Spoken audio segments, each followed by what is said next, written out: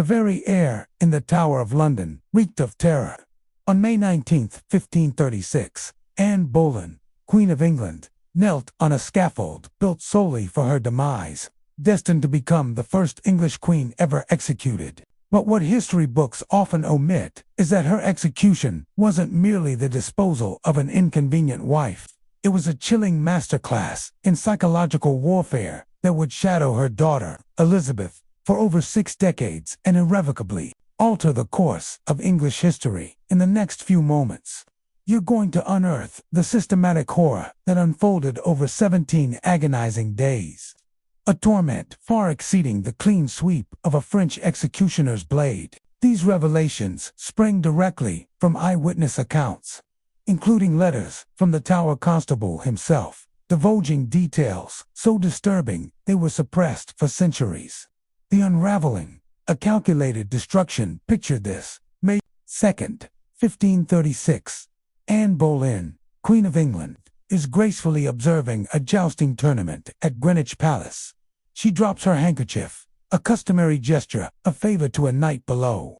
Henry VIII, consumed by suspicion, storms out. Within 24 hours, she's arrested, accused of adultery, incest, and high treason. Yet, the true sinister nature of Henry's actions lies here. He had already signed her death warrant before any investigation even commenced. The orchestrated annihilation of Anne Boleyn began with charges so ludicrous even her adversaries found them unbelievable. Thomas Cromwell, Henry's astute chief minister, meticulously crafted a case alleging Anne had illicit affairs with 5 men, including her own brother George. Consider the sheer audacity. They fabricated an incest charge to ensure her execution. The evidence: a court musician, Mark Smeaton, who confessed after enduring 24 hours of relentless torture on the rack. The other 4 accused men, including her brother, steadfastly maintained their innocence, even in the shadow of their own impending executions. But the fabrication of the timeline is even more audacious. The indictments alleged Anne committed adultery on specific dates when royal records unequivocally prove she was in entirely different locations. For instance, on May 13, 1535, she was supposedly committing adultery at Greenwich, yet court documents confirm her presence at Richmond Palace, over 10 miles away. They didn't even bother to construct believable lies, understanding the verdict was predetermined.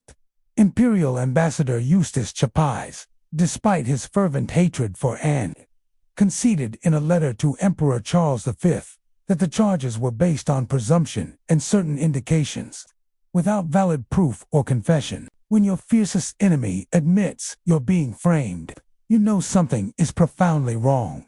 The truly chilling realization is that Henry VIII wasn't acting in a fit of blind rage.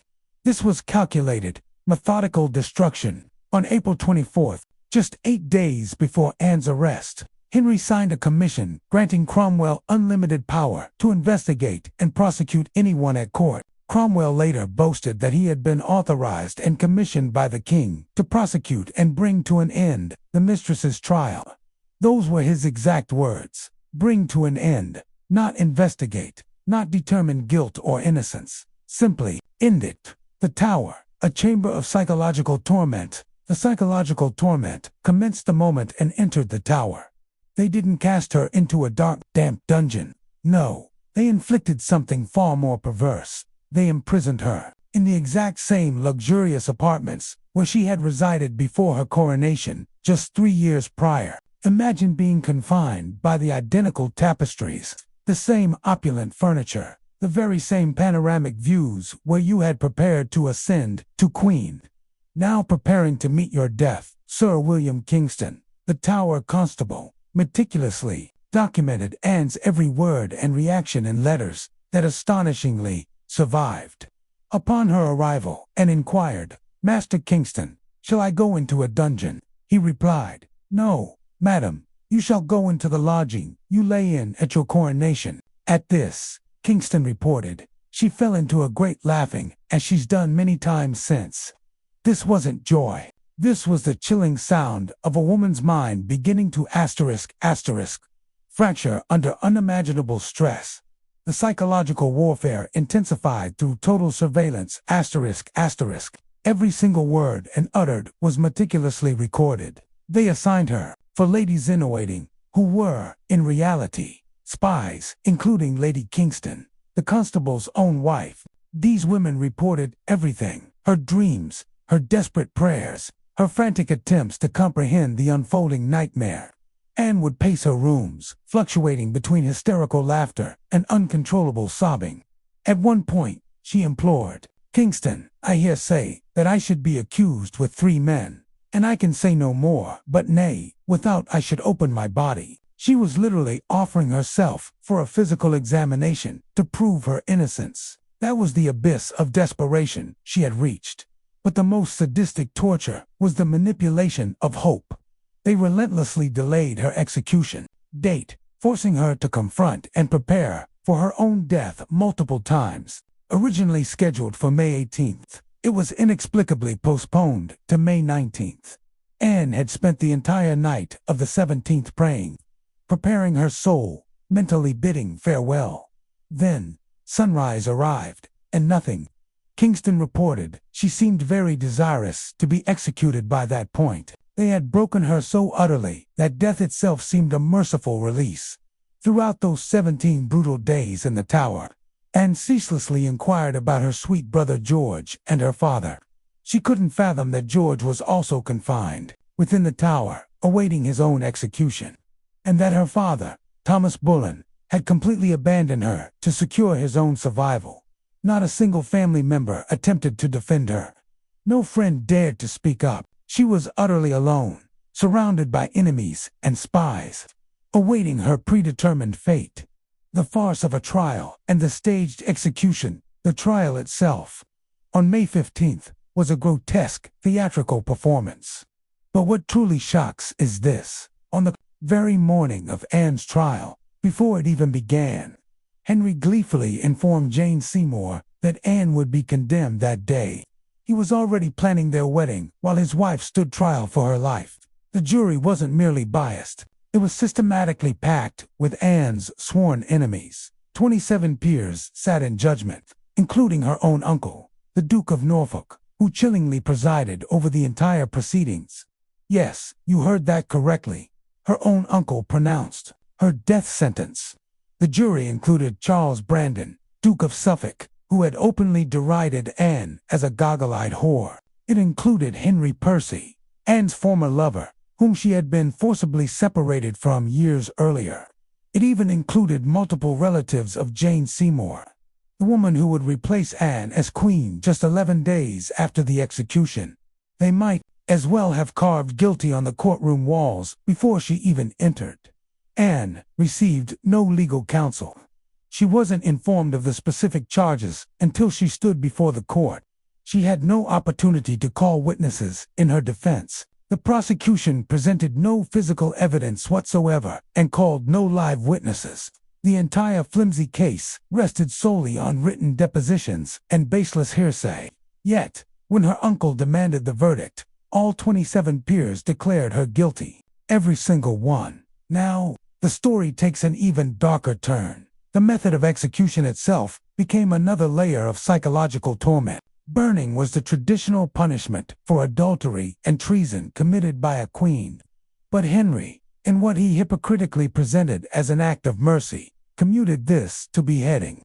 Except there was a cruel catch. He insisted on importing a special executioner from France, an expert swordsman from Calais. This meant further delays, more psychological anguish as Anne waited for her specially imported executioner to arrive. Why, a French swordsman? On the surface, it appeared merciful. Death by sword was generally quicker and cleaner than the axe. But it's highly probable Henry harbored another, more insidious motive. Using a French executioner sent a chilling message. Anne was so utterly outside English law, so irrevocably beyond redemption, that even her execution necessitated foreign hands. It was one final humiliation, one last way to brand her as other, as not truly English, despite having been their queen.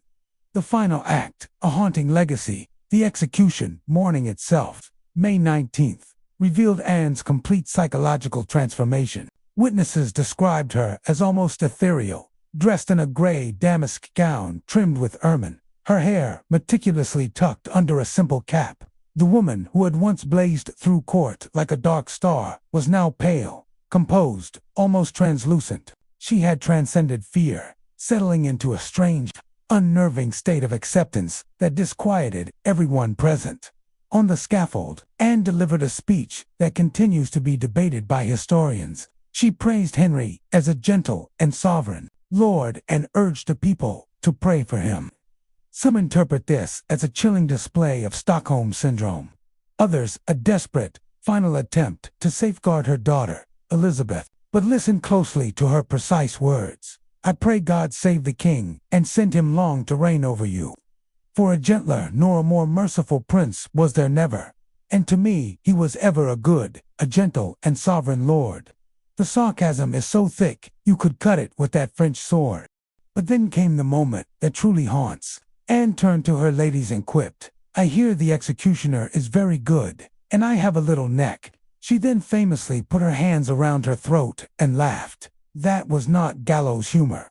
That was a woman so utterly broken that she found dark amusement in the macabre detail of her own impending beheading. The entire crowd fell into an oppressive silence. The French executioner was indeed skilled.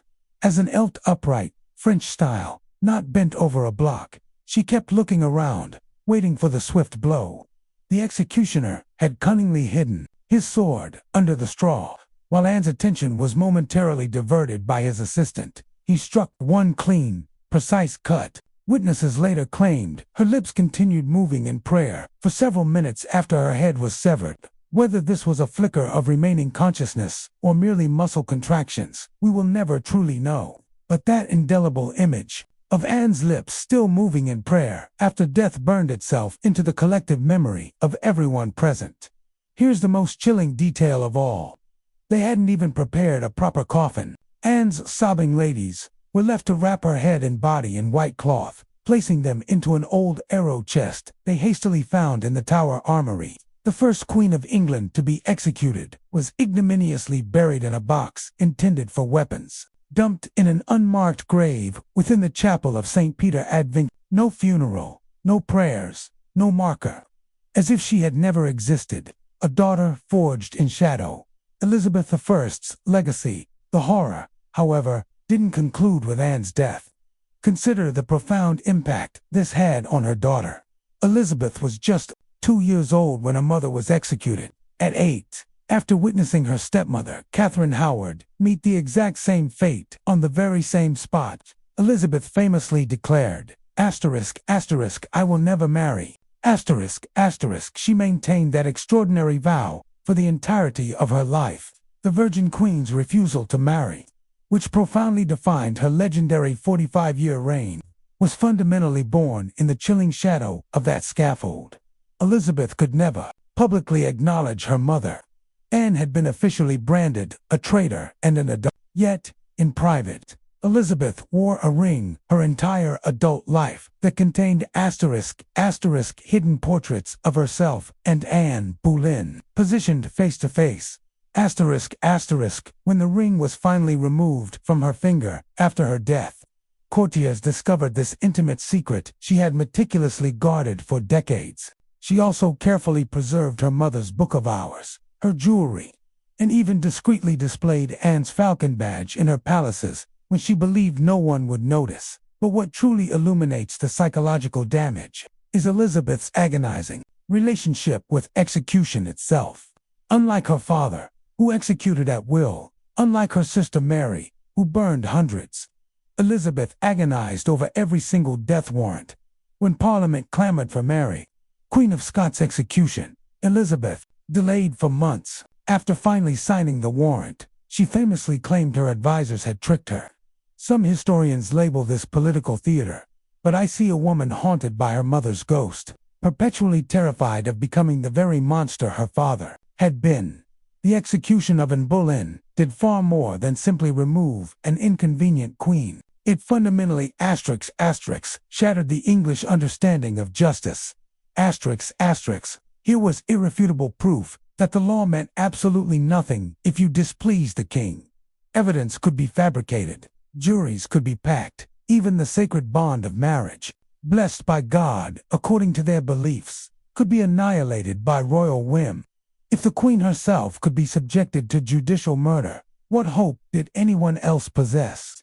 This chilling precedent claimed its next victim just 6 years later. Catherine Howard, Anne's young cousin, was executed on the very same Tower Green on charges just as maliciously fabricated. The machinery of royal destruction that had claimed Anne Boleyn had, by then, become a perfectly well-oiled system. People knew the script: arrest, imprisonment in the Tower, packed jury, predetermined verdict, execution. The only variable was the method. Catherine met the axe instead of the sword, the unspoken horrors, and the price of power. But I haven't yet revealed the most harrowing detail. Remember Mark Smeaton, the musician whose tortured confession initiated this entire nightmare. He was the only one of the accused men who confessed, and he was the only one from a common background. The 4 gentlemen, including George Boleyn, steadfastly maintained their innocence to the very end, dying with an unwavering, noble dignity. But Smeaton, he vanished into historical silence after his confession, executed without fanfare, his family utterly destroyed, his name forever inextricably linked with lies brutally extracted by torture. Those 17 days in May 1536 laid bare the true horror of Tudor power. Not the public executions designed to terrify those were a form of macabre theater everyone understood.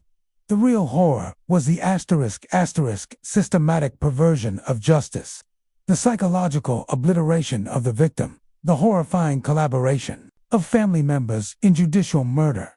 Anne's own uncle pronounced her death sentence. Her father didn't lift a finger to save her. The entire English establishment, in a shocking display of complicity, collaborated in killing a woman they knew was innocent. International reaction was immediate and damning. The French were so appalled that Lancelot de Carles, secretary to their ambassador, penned a sprawling 1,318-line poem detailing Anne's execution within 2 weeks.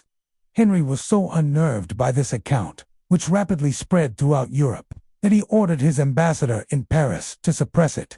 Even in an age of brutal politics, Europe was genuinely shocked that a king would execute his queen on such obviously manufactured charges. The Spanish ambassador Chapais, despite his personal loathing for and reported to Emperor Charles V that people were murmuring about the proceedings. That's diplomatic code for everyone knows this was murder.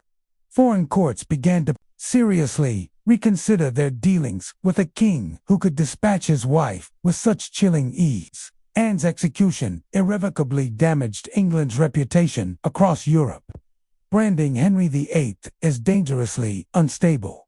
Perhaps the most chilling aspect is the sheer speed with which it all transpired. 17 days from initial accusation to execution. 17 days to systematically destroy a woman who had been Queen of England, who had worn the crown, who had been anointed with holy oil in Westminster Abbey. The velocity wasn't merely about efficiency. It was meticulously designed to preclude any organized offense, any lingering second thoughts, any potential intervention from those who might have attempted to aid her. Modern historians have irrefutably proven Anne's innocence beyond doubt. The dates don't align. The accusers were demonstrably tortured or coerced. The jury was undeniably packed. The evidence was shamelessly fabricated. Even at the time, virtually nobody genuinely believed the charges. But that wasn't the objective. The true objective was to unequivocally demonstrate that Henry VIII's will was absolute, that the sanctity of marriage meant nothing, and that even queens could be summarily destroyed the moment they became inconvenient. Anne Boleyn's execution stands as one of history's starkest, most brutal examples of judicial murder. Yet, in a profoundly twisted way, it also inadvertently created England's greatest monarch. Elizabeth I's legendary 45-year reign, her decisive defeat of the Spanish Armada, her transformative leadership that propelled England into a major global power, All of it was inextricably shaped by the searing trauma of her mother's death. The Virgin Queen, who resolutely refused to marry, who ruled with calculated brilliance, who forged England into an indomitable maritime empire, was fundamentally tempered in the white-hot crucible of May 19, 1536. Would Elizabeth have ascended to such an extraordinary ruler without that profound childhood trauma? Would she have developed that unyielding steel spine, that unparalleled ability to survive and thrive in a world dominated by male power, without the stark example of her mother's destruction? We will never definitively know. But what we do know is this: Anne's death inadvertently spawned the very entity Henry VIII feared most, a daughter who would surpass him in every conceivable way, who would rule longer, more successfully, and be remembered far more fondly than the capricious king who ordered her mother's demise. The Tower of London still stands. Of course, tourists meander through those same apartments where Anne spent her final, anguished days. They snap photos on Tower Green, where the scaffold once stood, now marked by a simple glass memorial listing all who perished on that tragic spot. But you cannot truly capture the visceral horror in glossy tourist attractions. You cannot convey the systematic annihilation of a human being, the profound perversion of justice, the sickening collaboration of an entire system in a judicial murder. What happened to Anne could horrifyingly happen to anyone when *** power dictates law, when evidence can be fabricated, when juries can be packed, when the verdict is decided before the trial even begins.